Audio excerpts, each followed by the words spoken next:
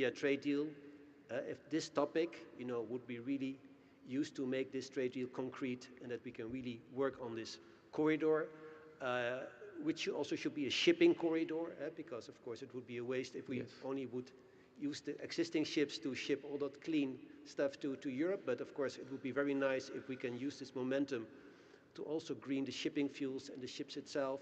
And of course India has huge potential for this. For example, I know that there is a ship being built in India that will transport liquid hydrogen from the port of Rotterdam to the port of Oslo. So there's a nice combination of energy security, technology, the need for diversification, the very important need for energy security that will drive this relationship between the EU and Got India. it. And in the interest of time, just one quick question from you. Any one thing that you would want all Indian players or from a regulator in India for you to sign, let's say, a 15-year contract? Because all of us are, at least from an Indian project lens, a longer offtake makes the project more viable. Anything that you can talk about it? Very quickly, please, we just have a minute. Well, what I see is I'm quite positive on the development of the market. And of course, we know that we need these long-term commitments, but I think we also have to be realistic in these times. I mean, and this is, for example, being reflected in how H2 Global, you try to, of course, you want 15 years, but 10 years is already, as a commitment. I think this is how it is at this moment. But I think what will really help is people become aware of what the prices of ammonia and hydrogen can be coming from India.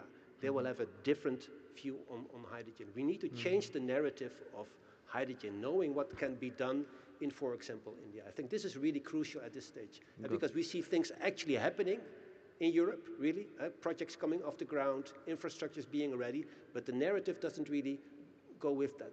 And I think once you've been here in India, okay, we can really go forward. We can make it happen. And then those long-term agreements will be the next step. Got it. And the last question for you, Gautam.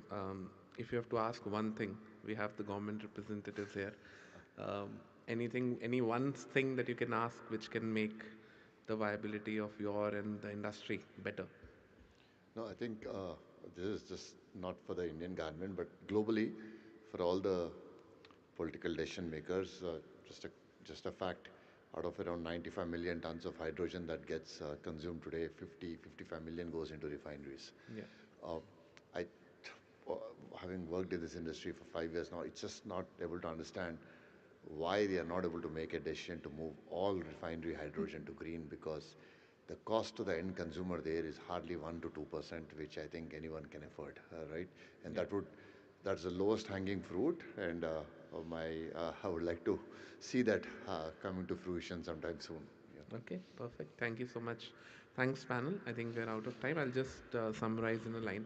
I think green ammonia is not the only vector, but it's one of the most important energy vectors as we see. Methanol and liquid hydrogen, and a lot of these will also come in, but ammonia is here and now.